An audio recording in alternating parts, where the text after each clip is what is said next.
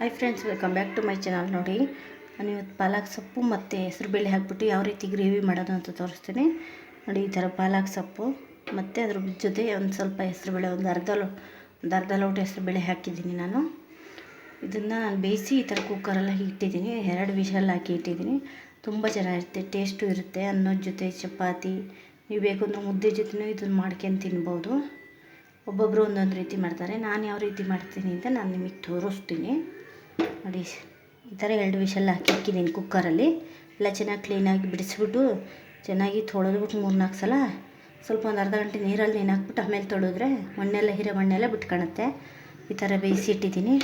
ಇದನ್ನೇನು ಮಾಡಬೇಕಪ್ಪ ಅಂದರೆ ಮಿಕ್ಸಿಗೆ ರುಬ್ಕೋಬೇಕು. ಇದನ್ನು ಬೇಯಿಸಿರೋ ಪಾಲಕ್ ಸೊಪ್ಪು ಮತ್ತು ಇದು ಹೆಸರುಬೇಳೆ ಇದಾವಲ್ಲ ಅದ್ರ ಜೊತೆ ಅದನ್ನು ಮಿಕ್ಸಿಗೆ ರುಬ್ಕೊಂಬಿಟ್ಟು ಒಗ್ಗರಣೆ ಮಾಡಬೇಕು. ಬನ್ನಿ, ನಾವು ರುಬ್ಕೊಂಬಂದು ತೋರಿಸ್ತೀನಿ. ನೋಡಿ, ಈ ಥರ ಬೇಯಿಸಿಟ್ಟಿವಲ್ಲ, ಈ ಥರ ಒಂದು ಪಾತ್ರೆ ತಗೊಂಬಿಟ್ಟು ಅದಕ್ಕೆ ನೀರೆಲ್ಲ ತೆಗಿಯೋನಿದ್ರಲ್ಲಿ ಬೇಯಿಸಿರೋ ನೀರು ವೇಸ್ಟ್ ಮಾಡೋದು ಬೇಡ. ಯಾಕೆಂದ್ರೆ ಗ್ರೇವಿ ಮಾಡಬೇಕಾದ್ರೆ ಇದನ್ನೇ ನೀರು ಹಾಕ್ಬಿಟ್ಟು ಬಳಸಿ ನಾವು ಮಾಡೋಣ. ತುಂಬ ಚೆನ್ನಾಗಿ ಟೇಸ್ಟ್ ಬರುತ್ತೆ. ಇದು ಆರಬೇಕು. ಆರಿದ ಮೇಲೆ ಮಿಕ್ಸಿಗೆ ರುಬ್ಬಬೇಕು. ಇದಕ್ಕೆ ನೀರು ಬೇರೆ ಕಡೆ ಮತ್ತು ಸೊಪ್ಪು ಮತ್ತು ಹೆಸರುಬೇಳೆ ಬೇಯಿಸಿಟ್ಟಿವಲ್ಲ ಅದನ್ನು ಒಂದು ಕಡೆ ಹಾಕ್ಬಿಡೋಣ. ಆರಿಸ್ಬಿಟ್ಟು ಈ ತಟ್ಟೆಗೆ ಹಾಕಿ ಆಮೇಲೆ ನಾವು ಈ ಥರ ತಟ್ಟೆಗೆ ಬೇಯಿಸಿರೋದ ಈ ಥರ ಹಾಕಿಕಣ. ನೋಡಿ, ಈ ಥರ ಇದು ಆರಿದ ಮೇಲೆ ಇದು ಮಿಕ್ಸಿಗೆ ರುಬ್ಬೋಣ. ಈ ಥರ ಅದ್ರ ನೀರು ಬೇಯಿಸಿರ್ತೀವಲ್ಲ ಅದ್ರ ನೀರು ವೇಸ್ಟ್ ಮಾಡಬಾರ್ದು. ಚೆನ್ನಾಗಿರುತ್ತೆ, ಟೇಸ್ಟ್ ಬರುತ್ತೆ. ಈಗ ಇದು ಬೇಯಿಸಿ ಇದಾರಲಿ, ಆರಿದ ಮೇಲೆ ಮಿಕ್ಸಿಗೆ ರುಬ್ಬೋಣ ನಾವು. ನೋಡಿ, ನಾವೀಗ ಮಿಕ್ಸಿಗೆ ರುಬ್ಬಿದ್ವಿ. ಈ ಥರ ಬಂದಿದೆ. ಅಷ್ಟು ನುಣ್ಣಗಾದರೆ ಸಾಕು. ಬನ್ನಿ, ಒಗ್ಗರಣೆ ಮಾಡೋಣ. ನೋಡಿ, ಈಗ ಅದು ಮಿಕ್ಸಿಗೆಲ್ಲ ರುಬ್ಬಿದ್ದಾಯ್ತು. ನಾವು ಈಗ ಅದು ಒಗ್ಗರಣೆ ಮಾಡೋಣ ಬನ್ನಿ. ಅದೇ ಪಾತ್ರೆ ಬೇಯಿಸಿದ್ವಲ್ಲ ಸೊಪ್ಪು, ಅದರಲ್ಲೇ ಬೇಯಿಸ್ತೀವಿ. 1-2 ಸ್ಪೂನಷ್ಟು ಎಣ್ಣೆ,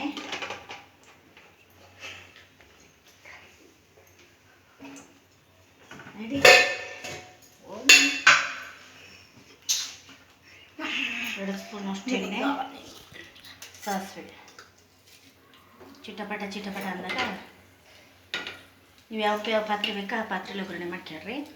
ನಾನು ಇದು ಕುಕ್ಕರಲ್ಲಿ ಬೇಯಿಸಿದ್ವಲ್ಲ ಅಂತ ಅದರಲ್ಲಿ ಮಾಡ್ತಾಯಿದ್ದೀನಿ.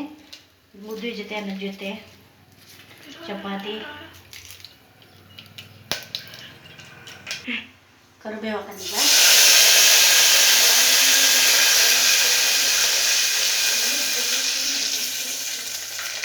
ನೀವು ಬೇಕು ಅಂದರೆ ಹಸಿಮೆಣಸಿನಕಾಯಿನೂ ಹಾಕ್ತಾಯಿದ್ದೀನಿ. ಇದಕ್ಕೆ ನಾನು ಹಸಿಮೆಣಸಿನಕಾಯಿ ಬೇಡ ಅಂತ ಕರಿಬೇವು ಹಾಕ್ತಾಯಿದ್ದೀನಿ.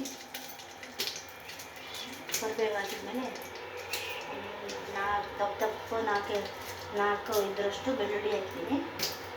ಒಂದು ಬೆಳ್ಳುಳ್ಳಿ ಹಾಕಿದ್ದೀನಿ. ಒಗ್ಗರಣೆಗೆ ಹಾಕಬೇಕಿದ್ದು ತುಂಬ ಟೇಸ್ಟ್ ಬರುತ್ತೆ. ಬೆಳ್ಳುಳ್ಳಿ ಹಾಕಿದರೆ ಈರುಳ್ಳಿಗಿಂತ ಬೆಳ್ಳುಳ್ಳಿ ಹಾಕಿದ್ರೆ ತುಂಬ ಟೇಸ್ಟ್ ಬರ್ತದೆ ಸಾಂಬಾರು. ನೀವು ಸಾರು ಅಂತಲಾರ ಅಂದ್ಕೊಂಡ್ರಿ, ಗ್ರೇವಿ ಅಂತಲಾರ ಅಂದ್ಕೊಂಡ್ರಿ.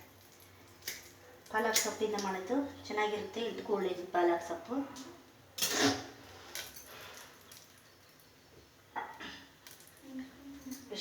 ನಾವೆಷ್ಟು ಇದು ಮಾಡ್ತೀವೋ ಅಷ್ಟು ಚೆನ್ನಾಗಿ ಟೇಸ್ಟ್ ಬರ್ತಿದ್ದು, ಚೆನ್ನಾಗಿರುತ್ತೆ. ಒಳ್ಳೇದು ಆರೋಗ್ಯಕ್ಕೆ. ಮುದ್ದೆ ಜೊತೆ ಆಗಲಿ, ಅನ್ನದ ಜೊತೆ ಆಗಲಿ, ನೀವು ಯಾವುದ್ರ ಜೊತೆಗಾರ ತಿನ್ಬೋದು. ಬಿಸಿ ಅನ್ನ ಮಾಡ್ಕೊಂಡು ಈ ಸಾಂಬಾರು ಮಾಡಿಬಿಟ್ಟು 1 ಸ್ಪೂನಷ್ಟು ತುಪ್ಪ ಹಾಕಿ ತಿಂತಾಯಿದ್ರೆ ಸಖತ್ತಾಗಿ ಟೇಸ್ಟ್ ಬರ್ತಿದ್ದು. ಮುದ್ದೆಗೂ ಅಷ್ಟೇ ಚೆನ್ನಾಗಿರ್ತಿದ್ದು. ಈ ಥರ ಬೆಳ್ಳುಳ್ಳಿ ಜೊತೆನೇ ಹಾಕ್ತಾರೆ.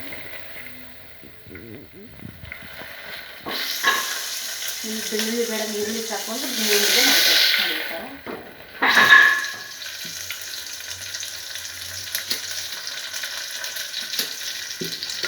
ಒಂದು ಕೊಟ್ಟು ಪಾಲಕ್ ಸೊಪ್ಪು ತಾಳಿದ್ದೆ ನಾನು. ನಿಮ್ಮ ಮನೆಗೆ ಎಷ್ಟು ಜನ ಇದ್ದಾರೋ ಅದ್ರ ಮೇಲೆ ನೀವು ತಾಳ್ರಿ. ಒಂದು ಕೊಟ್ಟು ಪಾಲಕ್ ಸೊಪ್ಪಲ್ಲಿ ಅರ್ಧ ಕಟ್ಟೆ ಆಗಿರುತ್ತೆ ನೋಡಿ. ಬೇವತ್ತಿಗೆ ಸೊಪ್ಪು ಬೆಂದಷ್ಟು ಕಡಿಮೆ ಆಗುತ್ತೆ.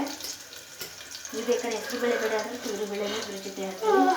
ನಾನು ಸ್ವಲ್ಪ ಡಿಫ್ರೆಂಟ್ ಇರಲಿ ಅಂತೇಳಿ ಹೆಸರುಬೇಳೆ ಹಾಕಿ ಮಾಡ್ತಾಯಿದ್ದೀನಿ. ಚೆನ್ನಾಗಿರುತ್ತೆ. ಅದು ಬೆಳ್ಳುಳ್ಳಿ ಈ ಥರ ಹಾಕ್ತಾಯಿದ್ದೀನಿ. ಬೆಳ್ಳುಳ್ಳಿ ಒಗ್ಗರಣೆ ಹಾಕಿದ್ರೆ ಘಮ ಅಂತ ಸ್ಮೆಲ್ ಬರುತ್ತೆ ಮನೆಗೆಲ್ಲ. ಬೆಳ್ಳುಳ್ಳಿ ಹಾಕೋಣ.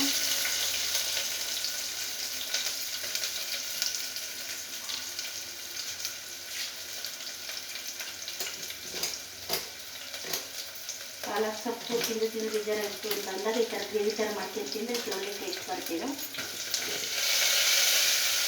ಈ ಥರ ನೀರುಳ್ಳಿ ಫ್ರೈ ಆಗಿ ಒಂದೆರಡು ನಿಮಿಷ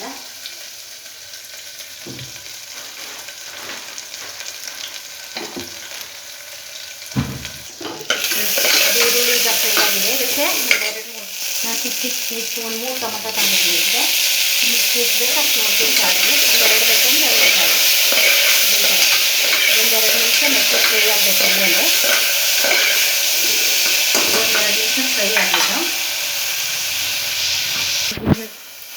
ಈಗ ಇದು ಟೊಮೆಟೊ ಫ್ರೈ ಆಗಿದೆ. ಇದು ಮಿಕ್ಸಿ ರುಬ್ಕೊಂಡಿದ್ವಲ್ಲ ಇದು ಹಾಕೊಂಡಿದ್ದೆ. ಇದೊಂದೆರಡು ನಿಮಿಷ ಎಣ್ಣೆ ಫ್ರೈ ಆಗಲಿ, ಯಾಕೆಂದರೆ ಹಸಿ ವಾಸನೆ ಹೋಗಬೇಕು ಅಂತ. ನೋಡಿ ಈಗ ಇದು ಇಷ್ಟು ನಿಮಗೆ ಎಷ್ಟು ಬೇಕಾದ್ರೆ ನಿಮಗೆ ಜಾಸ್ತಿ ಗಟ್ಟಿ ಬೇಕು ಅಂದ್ರೆ ಗಟ್ಟಿ ಮಾಡ್ಕೊಳ್ಳಿ, ಜಾಸ್ತಿ ನೀರು ಥರ ಇರಲಿ ನೀರು ಥರ ಮಾಡ್ಕೊಳ್ಳಿ. ರೈಸ್ ಜೊತೆ ಮುದ್ದೆ ಜೊತೆ ಚೆನ್ನಾಗಿರುತ್ತೆ. ಈಗ ನೋಡಿ ಖಾರದ ಪುಡಿ ಹಾಕ್ತೀನಿ ನಾನು. ನೀವು ಬೇಕಂದ್ರೆ ಹಸಿಮೆಣ್ಸಿನ್ಕಾಯಿ ಹಾಕ್ಕೊಳ್ಳಿ. 1 ಸ್ಪೂನು 2 ಸ್ಪೂನ್ ಅಷ್ಟು ಖಾರದ ಪುಡಿ, ಸ್ವಲ್ಪ ಅರಿಶಿನ, ಮತ್ತು ಪುಡಿ ಉಪ್ಪು 1-2 ಸ್ಪೂನಷ್ಟು ಪುಡಿ ಉಪ್ಪು,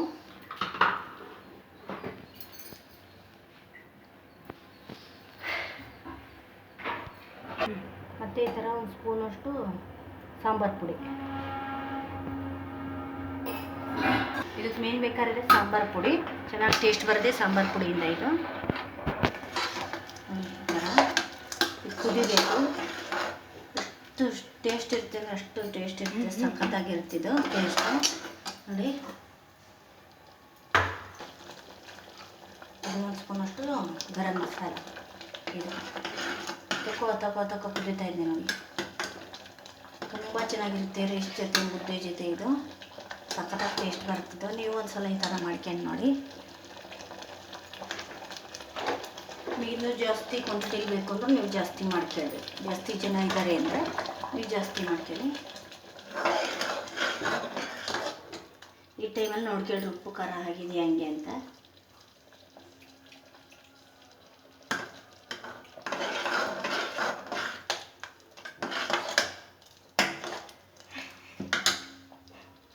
ನೋಡಿ ಸ್ವಲ್ಪ ನೀರು ಹಾಕ್ತೀನಿ ನಾನು, ಗಟ್ಟಿ ಇದೆ ಜಾಸ್ತಿ. ಇದ್ರ ಜೊತೆ ಒಂದು ಮುದ್ದೆ ಮಾಡ್ಕೊಂಡು ಒಂದು ಹಪ್ಪಳ ಮಾಡ್ಕೊಂಡು ತಿಂತಾಯಿದ್ರೆ ಟೇಸ್ಟ್ ಸಖತ್ತಾಗಿರುತ್ತಿದ್ದು. ಈ ಥರ ಆಗಿದೆ. ನೀವು ಬೇಕು ಅಂದರೆ ಲಾಸ್ಟಿಗೆ ಕೊತ್ತಂಬರಿ ಬೇಕು ಅಂದ್ರೆ ಹಾಕ್ಕೊಳ್ರಿ. ನಂಗೆ ಬೇಡ, ನಾನು ಅದಕ್ಕೆ ಹಾಕ್ತಾ ಇಲ್ಲ.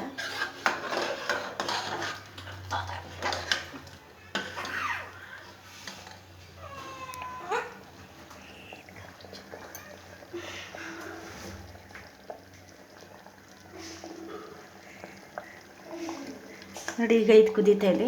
ಈಗ ಸಾಂಬಾರ ರನ್ನಿ ಅಥವಾ ಗ್ರೇವಿ ಅಂತೆಲ್ಲ ರನ್ನಿ ರೆಡಿಯಾಗಿದೆ ನಮ್ಮದು ಪಾಲಕ್ ಗ್ರೇವಿ.